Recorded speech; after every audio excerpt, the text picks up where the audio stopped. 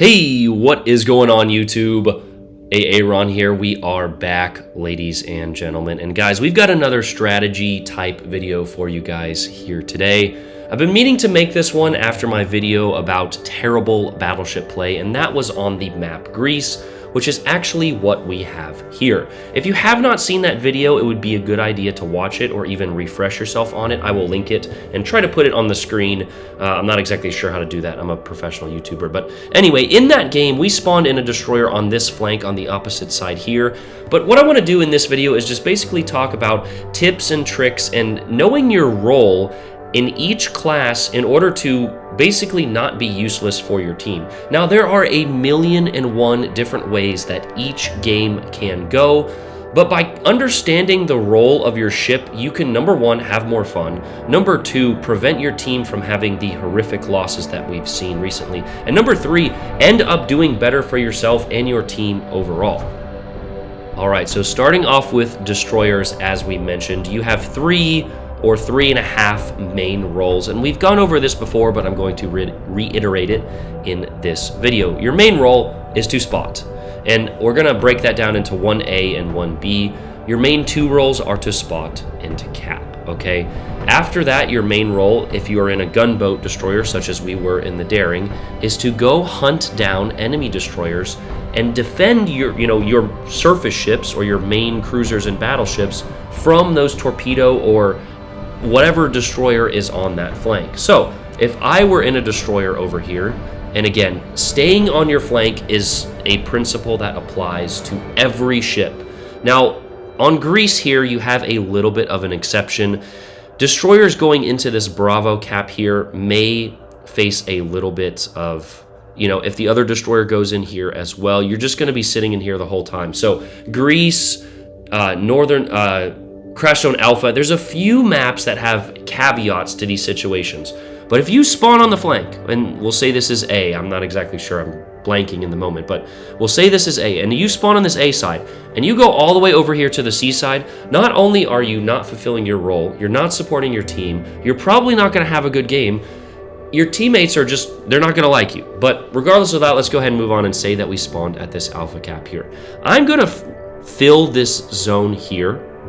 Okay, and what that's doing is providing cross spots for all of these ships sailing through here. So if my battleship kind of turns out, gets his guns on target, and I briefly spot a cruiser or battleship, or even a destroyer trying to get into position, and my battleship's out here, he can take, with this island cover, he can take a free shot and broadside this cruiser or battleship. And if a radar cruiser is rushing in to try and get position on you and get within radar range, you have now given your other surface ships, I call them surface ships even though you're a surface ship and a destroyer, you have given your other Alpha, Strike, and DPM in terms of cruiser and battleship ships, you have given those ships a free opportunity for damage, okay? Not only that, and the game does not show that, and I wish it did, you get XP and credit earning potential, I'm assuming, for providing that spotting damage. It's shown on PC. It's a metric or a measure that is shown on PC.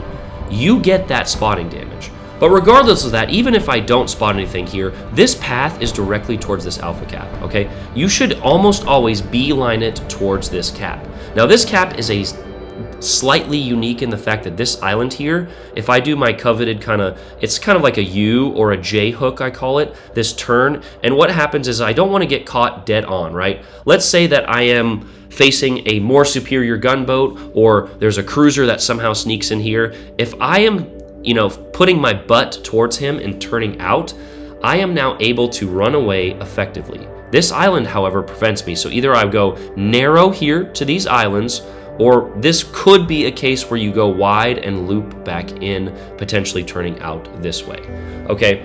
And again, it's different for each of these caps. Here at Bravo, if I can get B for free, go ahead and do so. And then cross torpedo each of these channels potentially. All of this changes, again, what ship you're in, the capabilities of your ship. It changes in every game, but the core principles, getting the caps, getting the spots, then going after destroyers, and then number 3 is whatever your team needs, right? If you get this A cap for free, go try and help it B. let's say your destroyer is sitting here in a stalemate. If I sneak in this way and my other destroyer goes this way, we can now trap this destroyer. No, number one, we get the kill on the destroyer. We get free damage. Number two, we get that cap. Once you control two out of the 3 caps in a domination game mode, the enemy is then forced to come to you to either win the game or to try and eliminate you, okay? So many players take this flank here. Let's just say you spawn at this side and they go all the way around here, okay? And they're like, oh, I see your battleship. I'm a Shimakaze. I just want to torpedo his side. Well, when you avoid this cap, this battleship can either push you, number one, right? Or he can just run away to the other side. Let's say his team gets these 2 caps because you're off being useless over here, all right? And they get an elimination on one of your cruisers or battleships. Now you have to go in, and instead of utilizing your concealment and your advantages, you are forced into a negative play, okay? You always want to put yourself into positive plays instead of negative plays, right? Pushing into the enemy backfield early on is a negative play. Getting the cap on the side you spawn in, positive play. Now, something I want to mention, and I know this video is going to be too long already, going into this cap and sacrificing your ship because you're too stubborn to either run away or reposition is not how to play a destroyer. I feel like destroyer players are they are the most critiqued class, despite battleship players, which was what the original video that I'm talking about earlier was on. Destroyer players are the most critiqued, okay? But if you go in here guns blazing and you die, that is worse than the player who goes around the side, right? If you go in here and you accidentally take a torp, stuff like that happens. But knowing that these are common zoning lanes, right, it is the key to being a better destroyer player. So the point of that was, don't sacrifice your ship in the first 5 minutes. If you're dying in the first 5 minutes as a destroyer player, there's nothing else like you suck. Like that's the short of it, okay? Work on surviving longer, as the longer a destroyer player goes throughout the game, the more dangerous he becomes. And on that topic, let's talk about the cruisers next.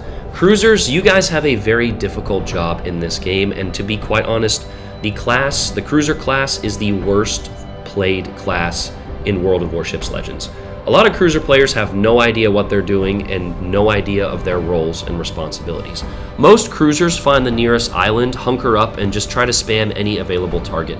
And while that is definitely not a bad play, if you were to spawn on this alpha side in a cruiser, I would honestly try and get wide to get this island here, or if you had the concealment and you know that your destroyer teammate's going with you, to get this island here to crossfire this way and defend against potential destroyers this way. But your jobs in a cruiser, the cruiser is the jack of all trades, okay? Your job, number one, is to DPM. After that, it is to go after applicable destroyers, right? Like if the only destroyer in the game is over here, don't leave your side just to go get him. You want to get this cap, or at least help contest it, whatever, and then work your way here and then potentially get that destroyer, okay? There's also 2 types of cruisers. We'll call them tank/island humping cruisers, and there's even more types than this, which tend to be American and Russian cruisers with your radar. There's also agile or maneuverable/DPM cruisers. I'm thinking of the Zhao, the Henry, the French, the Japanese, and those cruisers are better played in open water. I have a video coming up in the Zhao where my stats on the Zhao are 1,000,000 attracted damage per game, and this is another stat or metric that Wargaming does not put on the stat screen, which I wish they would, because it would help players understand that, yes, if you go here with your Zhao and you DPM, 100k, you're potentially doing your job. But if I go out here and I distract 1,000,000 potential worth of damage, and attracted damage is the max value of each shell and or torpedo fired at you. It would never work out that way in real life or in terms of game damage. However, that is just how that is calculated. So if I go out here and I attract a bunch of damage while my destroyer is getting the cap and my battleship is dishing out damage, and again, this is done through proper angling and situational awareness, utilizing overview camera, and just basically paying attention in a cruiser, then I am benefiting my team so much more than hanging back by this island trying to spam the unlucky battleship who gets within my range, okay? Range is a tricky one as a cruiser player because I sometimes need it and wish I had it, and other times you truthfully don't need it. When I see Colbert players kiting back here with 20 kilometers worth of range, I can almost already guarantee that my team is going to win that game. If you're not playing near the objective or your other ships, there's no point in having range or doing damage. Yes, in some games you might win because you got the most amount of damage, but too many players go out there and hunt damage and kills instead of trying to put their ship in the proper position. So your roles, as we mentioned, are DPM / trying to eliminate the destroyer, and then basically whatever the team needs, okay? If your team needs you to cap here, you need to do so. Cruisers, while they don't have the best concealment, a cruiser could manipulate these islands here if your destroyer goes down. Let's say you trade your destroyer and their destroyer, right? If you get into this cap, now you have a massive advantage, and on top of that, that island cover, okay? Let's also say you have some torpedoes that you could potentially use. And the battleship comes in trying to get this cap, you could torp him, right? There's so much potential for maintaining the objective, all right? Now, let's say you get this cap and you're an American radar cruiser or something. Navigating these islands here, right? If I put my ship here and there's a battleship out here, he can't shoot me, right? If I put the left side of my ship facing this way, I have the option. Okay, let's draw the arrow. Super Unicum arrow drawing skills here on paint, right? I have all of this free range. Let's say our C flank even falls.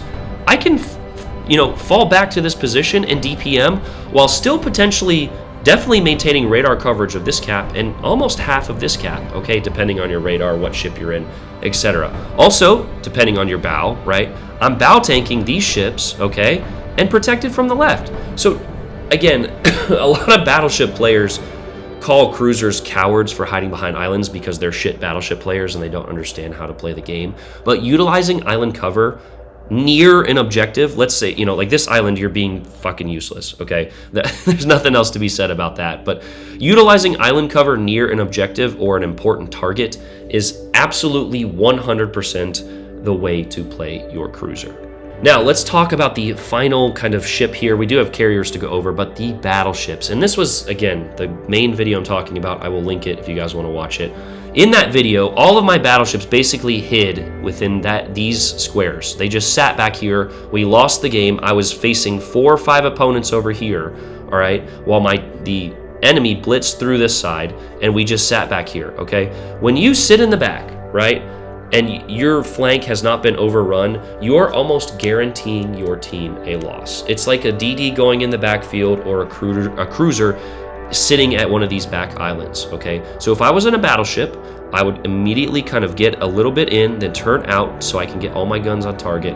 And the turn you guys see me do a lot in my battleship games, uneducated players think that I am broadside, but when I am spotted, I immediately hit that rudder. So by the time that the shells would get there, unless there's a Stalingrad maybe with super fast shells, and I don't catch the rudder, it just happened in my Ohio, but unless it is a Stalingrad or a ship with very fast shells, by the time those shells get there, I can angle out, and even that slight angle on my armor prevents citadels and even full penetrations, okay? So when at this angle, and again, you just have to pretend my ship is turned this way, I can get all guns on target, right? Maximum DPM. I'm attracting damage, and again, I'm kind of mentioning all the roles that you have in a battleship. Attracting damage and dishing out the max amount of damage that I can, okay? Your job in a battleship is to attract damage. If you don't think so and you want to sit in the back, I mean, go play Roblox for all I care. No, I'm just kidding. Of course, this is a free-to-play game, and you can play it however you want. However, if you load into a standard match, 8 other people may not just want to, some people, I know we all have different attitudes and mentalities about this game, but if you're not trying to win, I would recommend playing AI, right? Because your results are affecting 8 other players. Now, we all make mistakes. I just made a video where I lost the game in the Georgia, right? I was greedy. I wanted a YouTube clip. I shot, which gave up my concealment. I lost the game, right? So we all make mistakes. However, if you're constantly making mistakes and you're not learning, like, why are you playing? I don't understand the battleship player who goes, sails broadside, gets absolutely blasted, logs into another game. Like, are you not learning? Do you have the ability to critically think? But anyway, okay, if I was over here at this A side on the left, I would push my battleship out here, maybe in open water, depending on what ship I'm in. If I'm in a brawling battleship, there's two types. There's sniping and there's brawling. If I'm sniping, I'm going out here. If I'm brawling, I'm potentially going in here with maybe trying to sneak and utilize these islands. If I'm brawling and I get some decent cover, I can push into here. I could potentially just surprise the destroyer on the back end, catch a camping cruiser here, get the destroyer into here. Something you should not do, though, is if you're in a brawling battleship, just press W, which is, on a keyboard, or A or X or whatever the button is, and just not pay attention at all and think that your fireworks secondary is going off and you're doing your team a benefit. You're being a benefit for your team. In most cases, you're not. Now, in certain cases, if you go in here, you take out the destroyer, you dev strike a cruiser, and you torp a final battleship, yeah, a 3-for-1 trade is great. But almost all the time, when I see a Schlieffen or a GK or another brawling type ship that just beelines it for the nearest cap without paying attention to angles, concealment, or anything, that is just a ship that is, 80, 90,000 damage gifted to the enemy, okay? So while battleship players and destroyer players, or while battleship players end up being the worst out of all this game, in terms of all of the players, you guys have the most effect, right, in terms of alpha strike and attracted damage. If you're losing 80 to 90k in the first 5 minutes of a game, just like destroyer players, you suck as a battleship player, okay? Of course, mistakes happen. We catch a Shimakaze who flanked around, etc. But also, as a battleship player, if you're not matching your HP total, let's say your battleship has 75,000 health, and it's a close game, and you're still back here at the spawn, and you have 50k, you're not really helping your team out, right? The same goes for your health, okay? If you have all of your health at a close game or near the end of a game and it's tied, you're playing cowardly. And battleship players, the most out of any class besides maybe destroyer players, they use their health and armor as a crutch, okay? And what do we mean by that? You play battleships because you don't understand how to angle and how to get into positions to utilize island cover and to read game flow. Now, of course, again, these are very complex topics, and I don't mean to speak out of elitism, but some people need to hear the truth, right? The truth sucks sometimes. And this same goes for destroyer players. Destroyer players who run double concealment and go up, you guys are, you're not good, right? Because what happens when they encounter another destroyer player? Oh, it's a battle of who can get their torpedoes off the first instead of, shooting your guns or, drawing your enemy into a trap. But basically, simply put, battleship players attract damage, dish out appropriate damage, support your other surface ships, and I should have said this at the beginning of a video, but anytime an enemy destroyer is spotted, and it happened to me in the video that I'm referencing in this video, every time I was spotted, 2, 3, 4 ships were shooting at me, okay? When we spotted the enemy destroyer, nobody on our team gave a shit, okay? So if you don't like destroyer players getting around you as in a battleship, when they're spotted, fucking shoot at them, okay? Yes, you're not going to be getting the mass dev strikes that you get when there's a Mino or an Omaha or something popped up over here in the middle. But when that destroyer is eliminated, that now allows you an opportunity to flank around the backfield. And on the final topic of carriers, and something I actually want to mention before we get to that. Now, before in different or other videos, you guys have heard me say separate out from your teammates, especially from the spawn. When I see 5 players in 1 or 2 squares like this, I just know that it's going to be a loss. But now with how prevalent carriers are in the game, you can form 1 or 2 ship, what we call AA bubbles, where these ships, the combined AA of your ships will protect you from the carriers, okay? Now that you are not spotted, or surface spotted rather, you are spotted by the planes and the planes only. It is acceptable if you're like a Oyster Gotland or something like that to kind of sit near your battleship to provide AA fire, but that's a little caveat from carriers. But let's go ahead and get on to the role of carriers in World of Warships Legends. Yes, you have chosen a carrier, the path of hatred for many of the other players, right? You get into a carrier, which can kind of sit at the back of the map, detach its armament, and go and strike any one of these surface ships. Before this past update, if you did not go and directly find the destroyers, I would call you a bad carrier player. However, that is not the case now, unfortunately, due to the new mechanics. Spotting mechanics only work, or they change the spotting mechanics to where only the carrier now can see the other surface ship if it is not detected by another friendly. So spotting the destroyer, while it will give your team some mini-map awareness, most players on your team probably have a combined IQ of 12, so they're not going to realize that the destroyer is over here unless you mark them. So if you go out here, you spot this destroyer, you ping it, it lets your team know, hey, there's a Shima, there's a Z, there, whatever it is, on this side of the map, okay? But now, your main role in a carrier, unfortunately, is damage dealing, okay? I would put my carrier in one of these early squares. Because of the fuel mechanic, you now have a limited range, which I think is an awesome mechanic. So, those idiot carrier players who backed up to the back of the map, if you haven't realized by now, you need to utilize the autopilot mechanic. I would put it in this region or this region over here.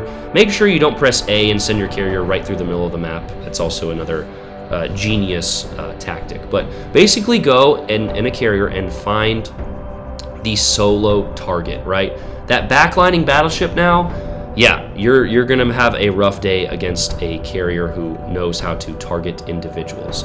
After that, it's basically whatever your team needs. In the game that I had in the video I'm referencing, our team blitzkrieg through C, or the enemy team rather, blitzkrieg through C. So if you're a carrier on the opposite flank, go and defend that, right? Go over here and attack and just harass them. On top of that, make sure you're dropping your fighters. Even if it's, let's say you have a cruiser right here who's kind of getting focused, drop them like here or here, right? So that way it only gives the carrier one angle of attack and that cruiser a little bit of protection for 60 or so seconds, however long that consumable lasts.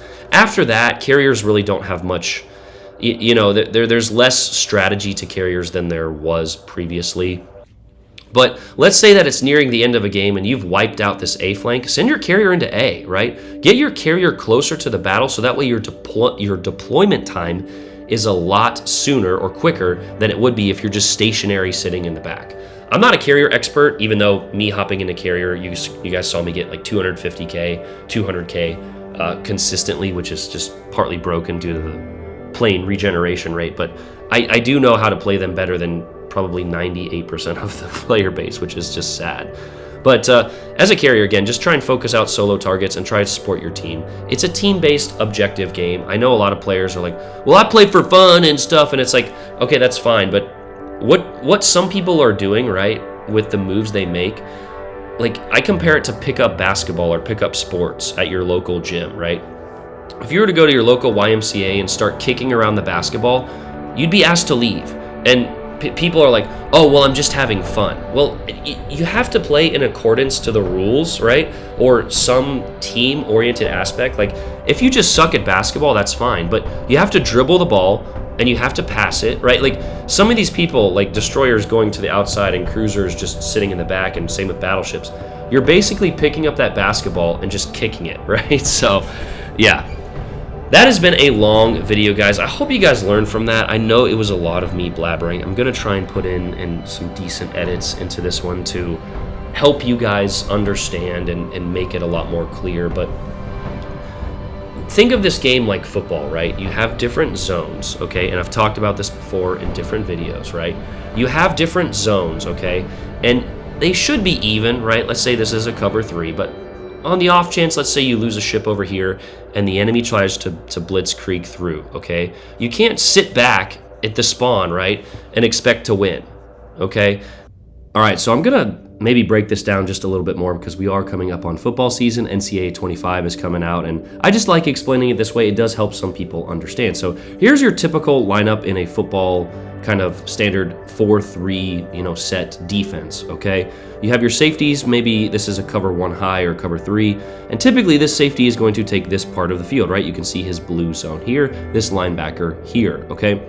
Well, on a safety blitz, or let's say that you get the weak side, right? Let's say this is Alpha or Charlie Cap, and it's faltered, right? So they're pushing through, right? So you guys have got these safeties now filling in this void, right? This safety covers this hole, okay? This safety comes across, this linebacker comes across, This defensive end fills this gap, this corner fills here.